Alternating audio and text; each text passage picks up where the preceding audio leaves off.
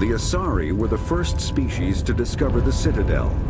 When the Salarians arrived, it was the Asari who proposed the establishment of the Citadel Council to maintain peace throughout the galaxy. Since then, the Asari have served as the mediators and centrists of the Council. An all-female race, the Asari reproduce through a form of parthenogenesis. They can attune their nervous system to that of another individual of any gender and of any species to reproduce. This capability has led to the unseemly and inaccurate rumors about Asari promiscuity. Asari can live for over 1,000 years, passing through 3 stages of life. In the maiden stage, they wander restlessly, seeking new knowledge and experience. When the matron stage begins, they meld with interesting partners to produce their offspring. This ends when they reach the matriarch stage, where they assume the roles of leaders and counselors. The second species to join the Citadel, the Salarians, are warm-blooded amphibians with a hyperactive metabolism. Salarians think fast, talk fast, and move fast. To Salarians, other species seem sluggish and dull-witted. Unfortunately, their metabolic speed leaves them with a relatively short lifespan. Salarians over the age of 40 are a rarity. The Salarians were responsible for advancing the development of the primitive Krogan species to use as soldiers during the Rachni Wars.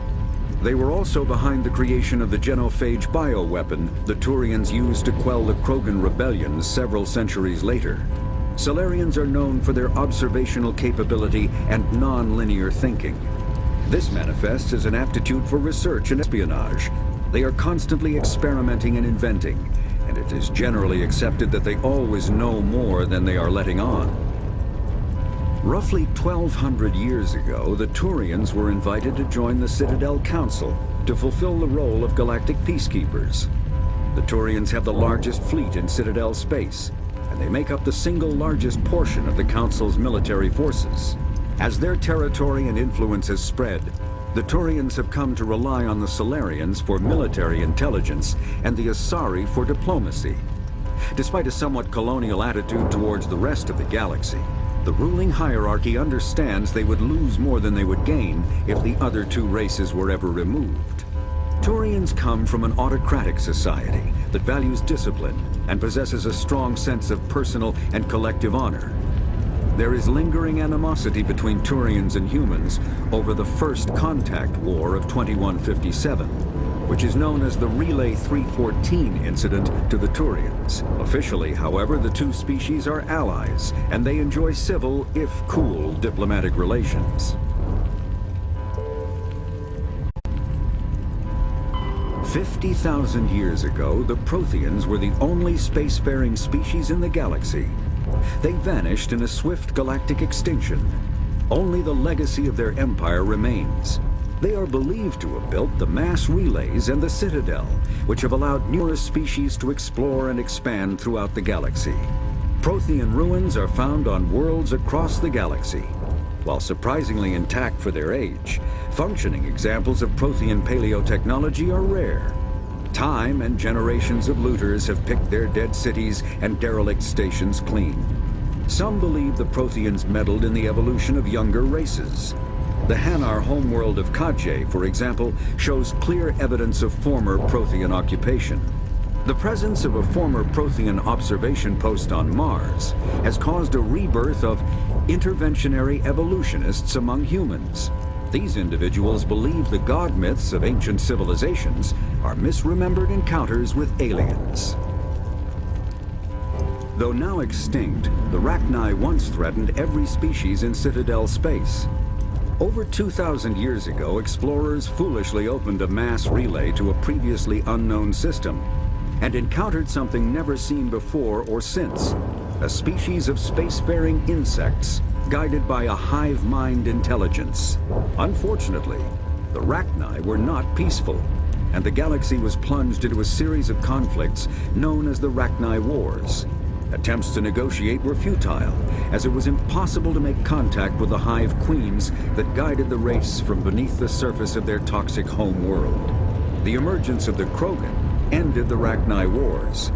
Bred to survive the harshest environments, the Krogan were able to strike at the queens in their lairs and reclaim conquered council worlds.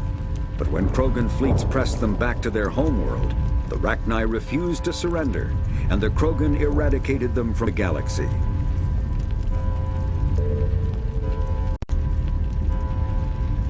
In the early 2160s, the Alliance began aggressive colonization of worlds in the Skyllian Verge, much to the dismay of the Batarians, who had been developing the region for several decades.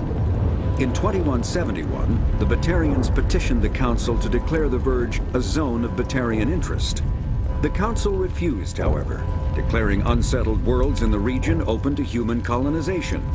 In protest, the Batarians closed their Citadel embassy and severed official diplomatic relations with the Council, effectively becoming a rogue state. They instigated a proxy war in the Verge by funneling money and weapons to criminal organizations, urging them to strike at human colonies. Hostilities peaked with the Skyllian Blitz of 2176, an attack on the human capital of Elysium by Batarian-funded pirates and slavers. In 2178, the Alliance retaliated with a crushing assault on the moon of Torfin, long used as a staging base by Batarian-backed criminals. In the aftermath, the Batarians retreated into their own systems and are now rarely seen in Citadel space. The Elcor are a Citadel species native to the high-gravity world D'Kuna. They are massive creatures, standing on 4 muscular legs for increased stability. Elcor moves slowly, an evolved response to an environment where a fall can be lethal. This has colored their psychology, making them deliberate and conservative. Elcor's speech is ponderous and monotone. Among themselves, scent, slight movements, and sub-vocalized infrasound convey shades of meaning that make humans smile seem as subtle as a fireworks display. Since their subtlety can lead to misunderstandings with other species, the Elcor often go out of their way to clarify when they are being sarcastic, amused, or angry. D'Kuna's high gravity impedes mountain formation.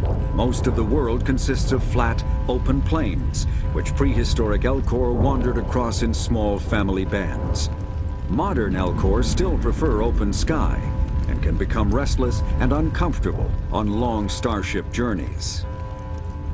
The Geth are a humanoid race of networked AIs. They were created by the Quarians 300 years ago as tools of labor and war.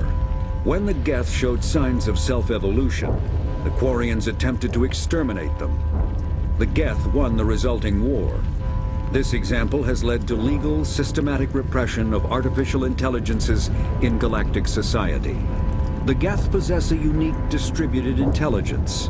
An individual has rudimentary animal instincts, but as their numbers and proximity increase, the apparent intelligence of each individual improves.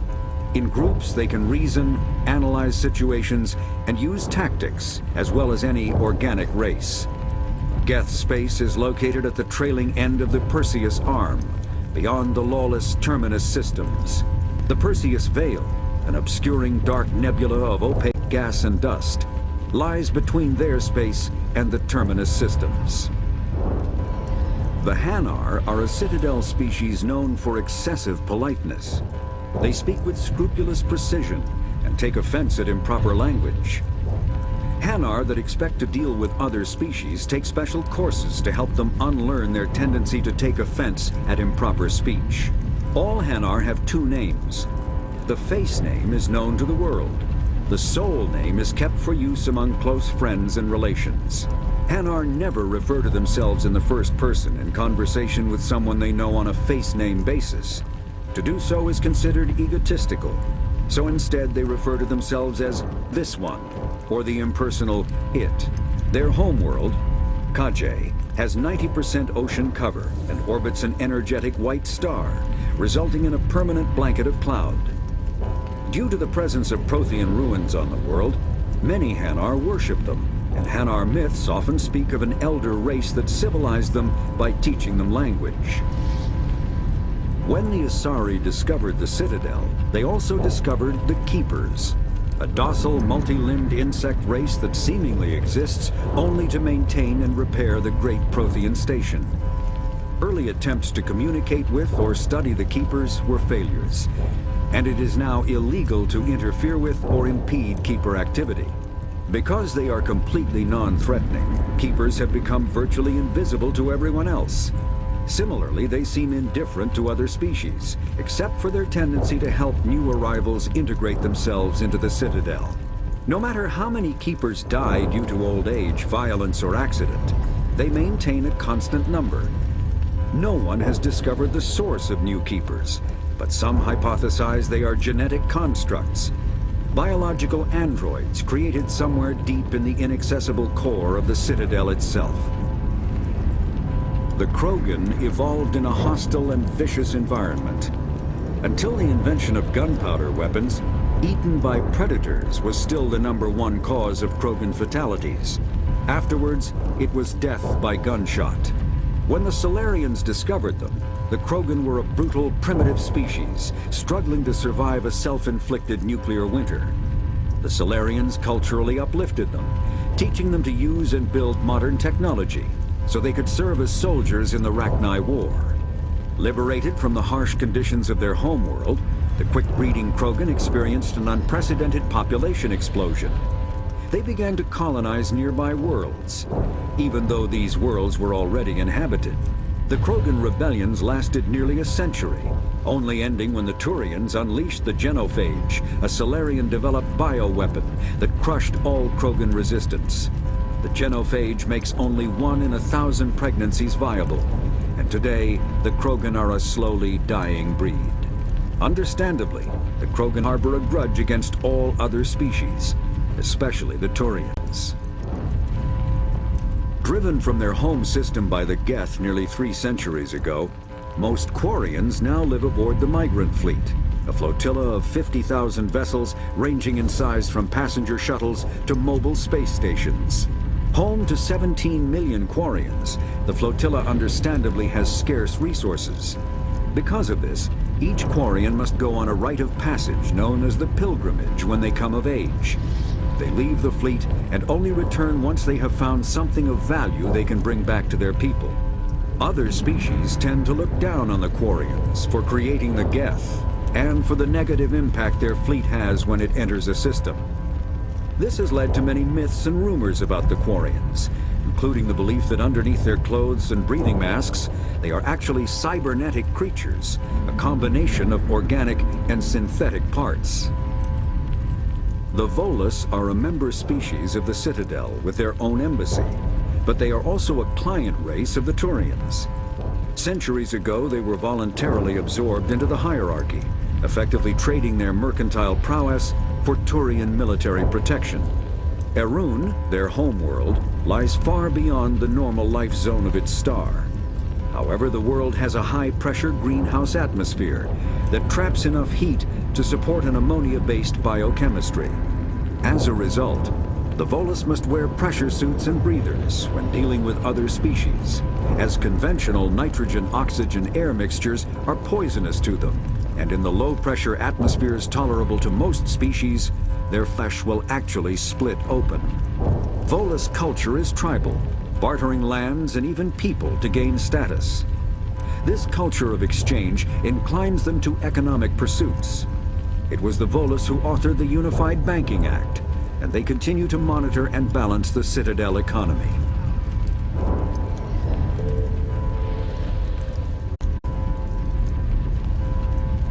After the Geth secure a location, they round up and impale dead and living bodies on mechanical spikes. The spikes rapidly transform these victims into withered husks, extracting water and trace minerals, and replacing them with cybernetics. The cybernetics reanimate the lifeless flesh and tissue, transforming the bodies into mindless killing machines. Some Alliance soldiers refer to the husk-generating spikes as dragon's teeth, a reference to the mythological berserkers who sprang up from the earth wherever the teeth of the dragon Eris were planted. Dragon's teeth and husks bear little resemblance to other pieces of Geth technology. No one is sure why a synthetic race would bother to drain the minuscule amount of recoverable resources from organic corpses, though the value of reusing them as shock troops is obvious. Thresher Maws are subterranean carnivores that spend their entire lives eating, or searching for something to eat. Threshers reproduce via spores that can lie dormant for millennia, yet are robust enough to survive prolonged periods in deep space and atmospheric re-entry. As a result, Thresher spores appear on many worlds, spread by previous generations of space travelers. The body of a Thresher never entirely leaves the ground. Only the head and tentacles erupt from the Earth to attack. In addition to physical attacks, Threshers have the ability to project toxic chemicals and emit bursts of infrasound as a shockwave weapon. The Alliance first encountered Threshers on the colony of Akuz in 2177. After contact was lost with the Pioneer team, Marine units were deployed to investigate. The shore parties were set upon by hungry Threshers, and nearly the entire assault force was killed.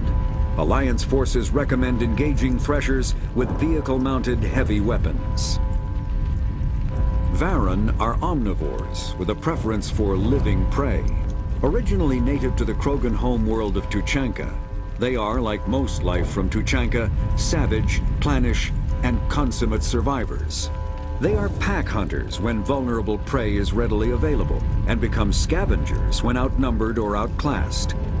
Their supreme adaptability, vicious demeanor, and rapid breeding cycle have made them ubiquitous and dangerous pests on many worlds. Virtually everywhere the Krogan have been, Varren infestations have followed, wreaking havoc with the native ecology. The Krogan have had a love-hate relationship with Varren for millennia, alternately fighting them for territory and embracing them as treasured companions. To this day, Krogan raise them as beasts of war.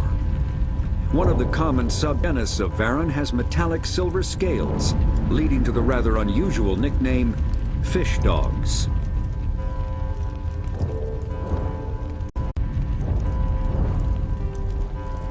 The Citadel is an ancient deep space station, presumably constructed by the Protheans. Since the Prothean extinction, numerous species have come to call the Citadel home. It serves as the political, cultural, and financial capital of the galactic community. To represent their interests, most species maintain embassies on the Presidium, the Citadel's inner ring. The Citadel Tower in the center of the Presidium holds the Citadel Council Chambers. Council affairs often have far-reaching effects on the rest of the galactic community. 5 arms, known as the Wards, extend from the Presidium. Their inner surfaces have been built into cities, populated by millions of inhabitants from across the galaxy. The Citadel is virtually indestructible. If attacked, the station can close its arms to form a solid, impregnable shell. For as long as the station has existed, an enigmatic race called the Keepers has maintained it. The Council is an executive committee composed of representatives from the Asari republics, the Turian hierarchy, and the Salarian Union. Though they have no official power over the independent governments of other species, the Council's decisions carry great weight throughout the galaxy. No single Council race is strong enough to defy the other two, and all have a vested interest in compromise and cooperation. Each of the Council species has general characteristics associated with the various aspects of governing the galaxy.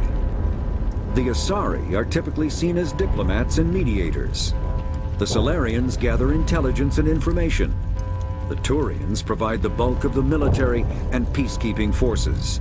Any species granted an embassy on the Citadel is considered an associate member, bound by the accords of the Citadel Conventions. Associate members may bring issues to the attention of the Council, though they have no input on the decision. The Human Systems Alliance became an associate member of the Citadel in 2165. Citadel space is an unofficial term referring to any region of space controlled by a species that acknowledges the authority of the Citadel Council. At first glance, it appears this territory encompasses most of the galaxy. In reality, however, less than 1% of the stars have been explored. Even Mass Effect FTL drive is slow relative to the volume of the galaxy. Empty space and systems without suitable drive discharge sites are barriers to exploration. Only the mass relays allow ships to jump hundreds of light years in an instant, the key to expanding across an otherwise impassable galaxy. Whenever a new relay is activated, The destination system is rapidly developed. From that hub, FTL drive is used to expand to nearby star clusters. The result is a number of densely developed clusters, thinly spread across the vast expanse of space, connected by the mass relay network. Spectres are agents from the Office of Special Tactics and Reconnaissance, and answer only to the Citadel Council. They are elite military operatives, granted the authority to deal with threats to peace and stability in whatever way they deem necessary. They operate independently or in groups of 2 or 3. Some are empathetic peacekeepers, resolving disputes through diplomacy. Others are cold-blooded assassins, ruthlessly dispatching problem individuals. All get the job done one way or another, often operating outside the bounds of galactic law. The Spectres were founded after the Salarians joined the Council.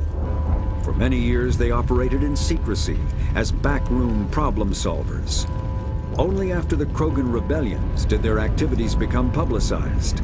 Assignment of a Spectre is less contentious than a military deployment, but makes it clear that the Council is concerned about a situation.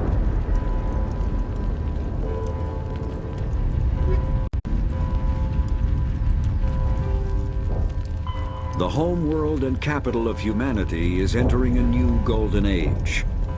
The resource wealth of a dozen settled colonies and 100 industrial outposts flows back to Earth, fueling great works of industry, commerce, and art. The great cities are greening, as arcology skyscrapers and telecommuting allow more efficient use of land. Earth is still divided among nation-states, though all are affiliated beneath the overarching banner of the Systems Alliance. While every human enjoys a longer and better life than ever, the gap between rich and poor widens daily. Advanced nations have eliminated most genetic disease and pollution. Less fortunate regions have not progressed beyond 20th century technology and are often smog-choked, overpopulated slums.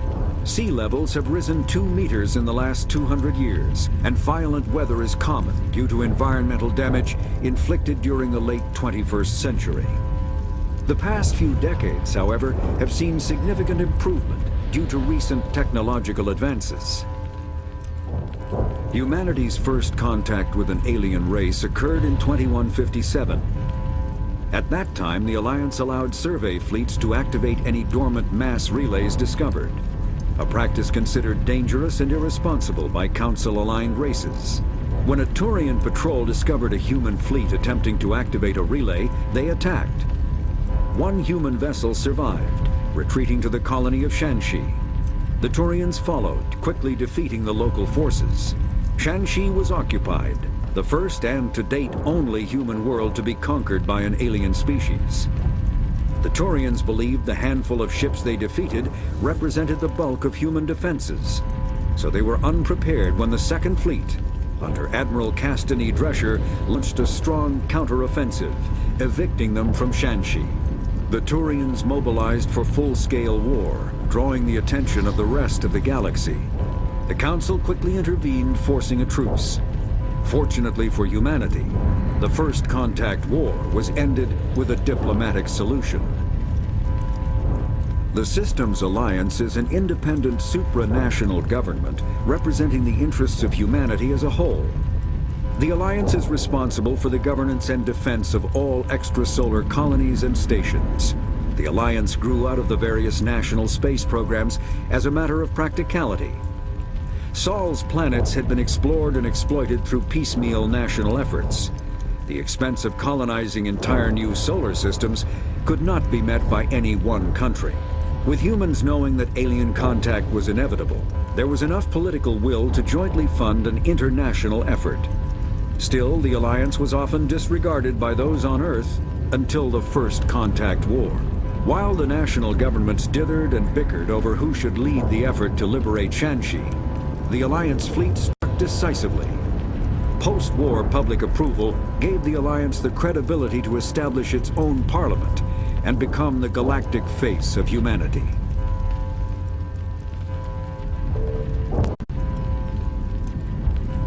Pharaohs is a habitable world in the Attican Beta Cluster. Two-thirds of the habitable surface is covered with the ruins of a crumbling Prothean megatropolis. In the millennia since the Prothean extinction, the ruins have been repeatedly picked over by looters many times. Pharaohs was considered a poor prospect for colonization, as little open ground remains for agriculture. The only sizable freshwater sources are the poles, which are tapped by the decaying Prothean aqueduct systems. The dead cities, while in good condition considering their antiquity, are of uncertain stability.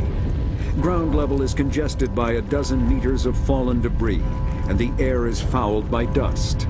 In 2178, the Human Exogeny Corporation announced its intention to place a permanent colony on Pharaohs to thoroughly explore the ruins. The pioneer settlement was placed on the upper levels of several intact skyscrapers, using the surviving Prothean aqueducts and rooftop hydroponic gardens to support the population. Like the ancient human city of Troy, Ilos is a world known only through second-hand sources. References to Ilos have been found at several other Prothean ruins, though direct study of the world is unlikely to occur. Ilos lies in a remote area of the Terminus Systems, only accessible by the legendary Mu Relay. 4,000 years ago, the Mu Relay was knocked out of position by a supernova and lost. Since then, Ilos and its cluster have been inaccessible. Occasionally, a university will organize an expedition to chart a route to Ilos using conventional FTL drive. These never get beyond the planning stages due to the distance and danger. The journey could take years or decades, passing through the hostile Terminus systems and dozens of unexplored systems.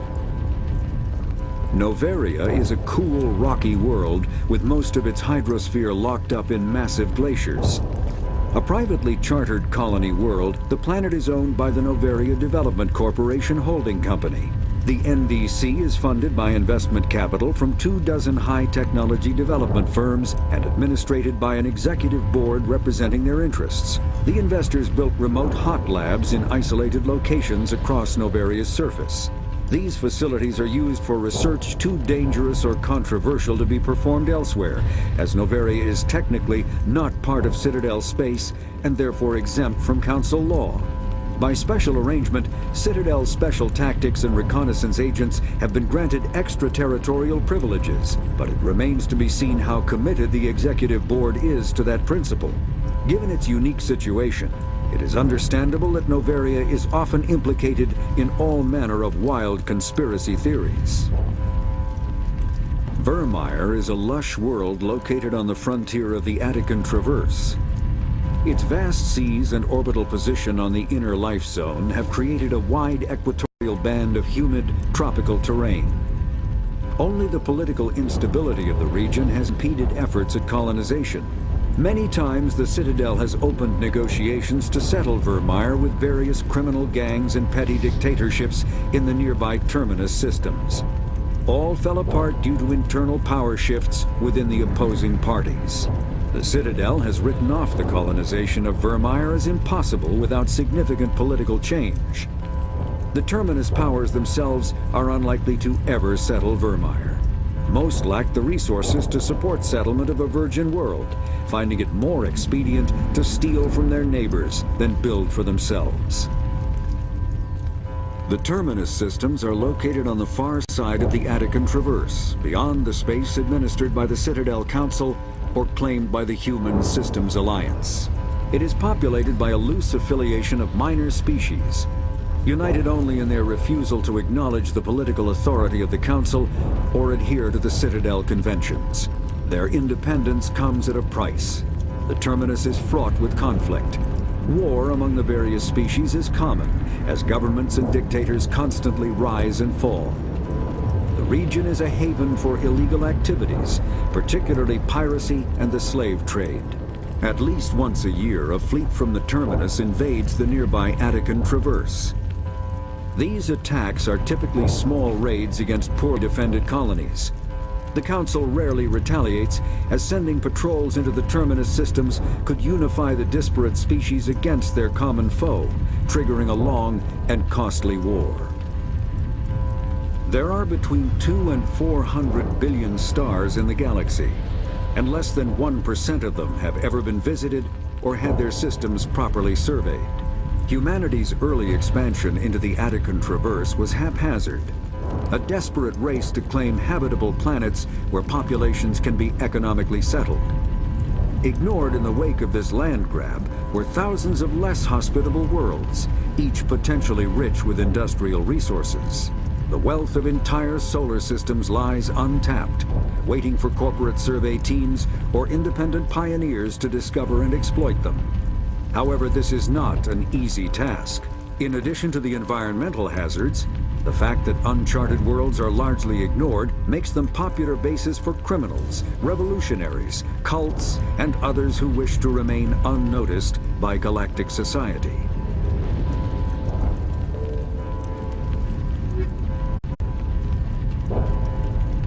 Faster-than-light drives use element zero cores to reduce the mass of the ship, allowing higher rates of acceleration. This effectively raises the speed of light within the mass effect field, allowing high-speed travel with negligible relativistic time dilation effects. Starships still require conventional thrusters, chemical rockets, commercial fusion torch, economy ion engine, or military anti-proton drive, in addition to the FTL drive core. With only a core, a ship has no motive power. The amount of ESO and power required for a drive increases exponentially to the mass being moved and the degree it is being lightened. Very massive ships, or very high speeds, are prohibitively expensive. If the field collapses while the ship is moving at faster than light speed, the effects are catastrophic.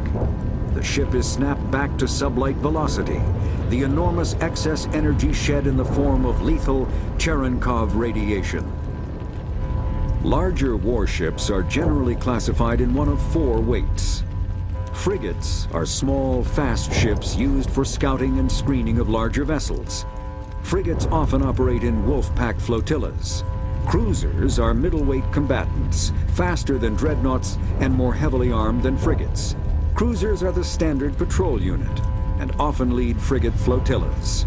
Dreadnoughts are kilometer-long capital ships mounting heavy, long-range firepower.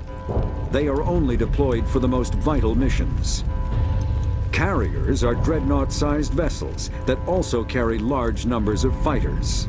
Smaller vessels are almost exclusively used in a support role to the warships during combat. Fighters are one-man craft used to perform close-range attacks on enemy ships. Interceptors are one-man craft optimized for destroying opposing fighters. The Normandy is a prototype starship developed by the Human Systems Alliance with the assistance of the Citadel Council.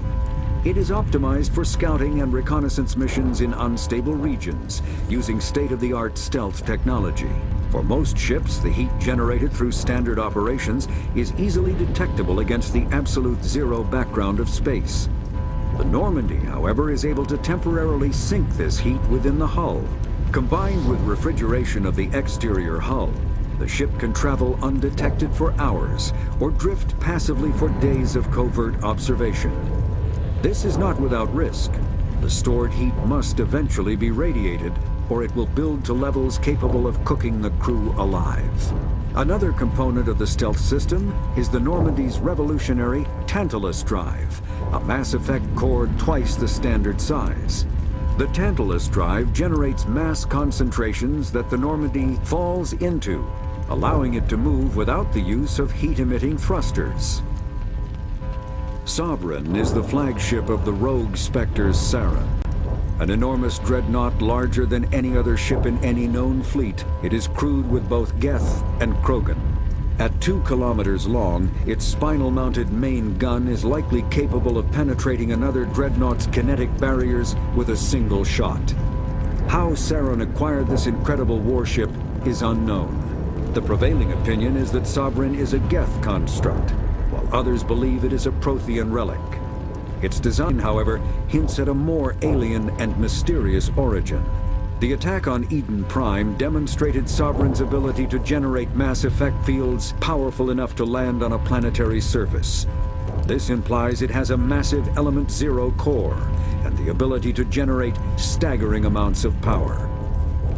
Ship mobility dominates space combat.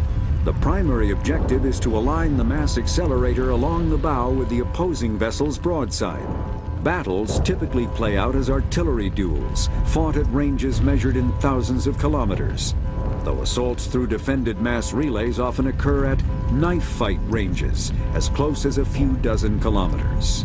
Most ship-to-ship engagements are skirmishes between patrol vessels of cruiser weight and below, with dreadnoughts and carriers only deployed in full-scale fleet actions. Battles in open space are short and often inconclusive, as the weaker opponent typically disengages. Once a ship enters FTL flight, the combat is effectively over. There are no sensors capable of tracking them, or weapons capable of damaging them. The only way to guarantee an enemy will stand and fight is to attack a location they have a vested interest in, such as a settled world or a strategically important mass relay. The Mako Infantry Fighting Vehicle was designed for the System Alliance's frigates.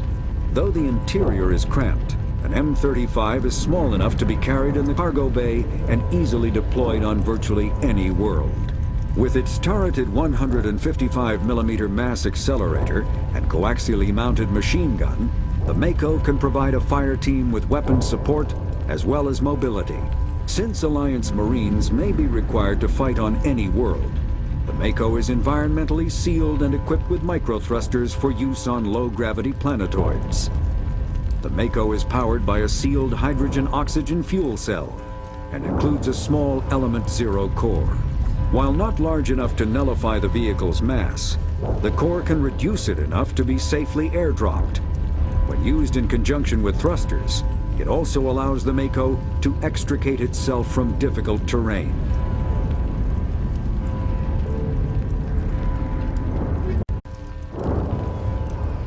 Biotics is the ability of rare individuals to manipulate dark energy and create mass effect fields through the use of electrical impulses from the brain.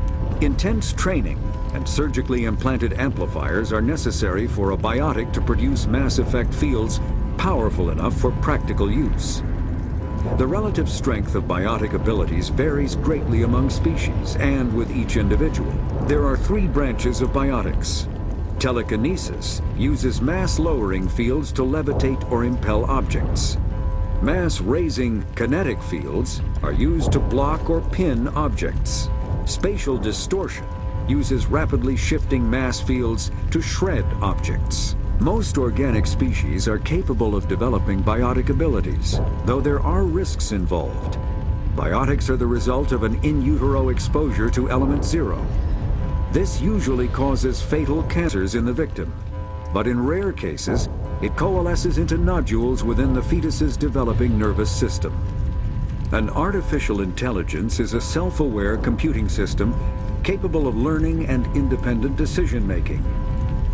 Creation of a conscious AI requires adaptive code, a slow, expensive education, and a specialized quantum computer called a blue box. An AI cannot be transmitted across a communication channel or computer network.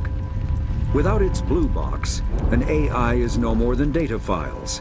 Loading these files into a new blue box will create a new personality, as variations in the quantum hardware and runtime results create unpredictable variations. The Geth serve as a cautionary tale against the dangers of rogue AI, and in Citadel space, they are technically illegal. Advocacy groups argue, however, that an AI is a living, conscious entity, deserving the same rights as organics. They argue that continued use of the term artificial is institutionalized racism on the part of organic life. The term synthetic is considered the politically correct alternative. A virtual intelligence is an advanced form of user interface software. VIs use a variety of methods to simulate natural conversation, including an audio interface and an avatar personality to interact with. Although a VI can provide a convincing emulation of sentience, they are not self-aware, nor can they learn or take independent action. VIs are used as operating systems on commercial and home computers. Minimal VI agents are also available. Agents are compact and specialized. Some serve as personal secretaries, filtering calls and scheduling meetings based on user-defined priorities. Others are advanced search engines, propagating themselves across the extranet to collate user-requested data. Commercial VIs in a variety of stock personalities are available at any software retailer. Boutique firms and hobbyists also build unique VIs to personal specification. Although software emulation of living personalities is illegal, reconstructions of famous historical figures are common. Element Zero can increase or decrease the mass of a volume of space-time when subjected to an electrical current. With a positive current, mass is increased. With a negative current, mass is decreased. The stronger the current, the greater the magnitude of the dark energy mass effect. In space, low-mass fields allow FTL travel and inexpensive surface-to-orbit transit. High-mass fields create artificial gravity and push space debris away from vessels. In manufacturing, low-mass fields permit the creation of evenly blended alloys, while high-mass compaction creates dense, sturdy construction materials. The military makes extensive use of mobility-enhancing technologies, with Mass Effect utilizing fighting vehicles standard frontline issue in most military forces. Mass Effect fields are also essential in the creation of kinetic barriers or shields to protect against enemy fire. Mass relays are feats of Prothean engineering advanced far beyond the technology of any living species. They are enormous structures scattered throughout the stars and can create corridors of virtually mass-free space, allowing instantaneous transit between locations separated by years or even centuries of travel using conventional FTL drives. Primary mass relays can propel ships thousands of light years, often from one spiral arm of the galaxy to another. However, they have fixed one-to-one connections. A primary relay connects to one other primary relay and nowhere else. Secondary relays can only propel ships across a few hundred light years. However, they are omnidirectional. A secondary relay can send a ship to any other relay within its limited range. There are many dormant primary relays whose corresponding twins have not yet been located. These are left inactive until their partner is charted, as established civilizations are unwilling to blindly open a passage that might connect them to a hostile species. Omni-Tools are handheld devices that combine a computer microframe, sensor analysis pack, and manufacturing fabricator. Versatile and reliable, an Omni-Tool can be used to analyze and adjust the functionality of most standard equipment, including weapons and armor, from a distance.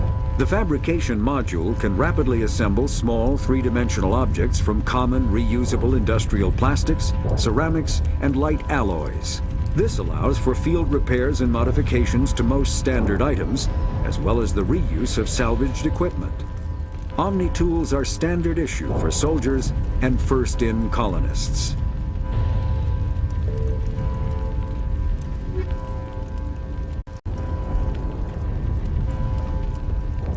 Combat hard suits use a dual-layer system to protect the wearer. The inner layer consists of fabric armor with kinetic padding. Areas that don't need to be flexible, such as the chest or shins, are reinforced with sheets of lightweight, ablative ceramic. The outer layer consists of automatically generated kinetic barriers. Objects traveling above a certain speed will trigger the barrier's reflex system and be deflected, provided there is enough energy left in the shield's power cell. Armored hard suits are sealable to protect the wearer from extremes of temperature and atmosphere. Standard equipment includes an onboard mini-frame and a communications, navigation, and sensing suite. The mini-frame is designed to accept and display data from a weapon's smart targeting system to make it easier to locate and eliminate enemies. Kinetic barriers, more commonly called shields, provide protection against most mass accelerator weapons. Whether on a starship or a soldier's suit of armor, the basic principle remains the same. Kinetic barriers are repulsive mass effect fields, projected from tiny emitters. These shields safely deflect small objects traveling at rapid velocities. This affords protection from bullets and other dangerous projectiles, but still allows the user to sit down without knocking away their chair. The shielding afforded by kinetic barriers does not protect against extremes of temperature, toxins, or radiation.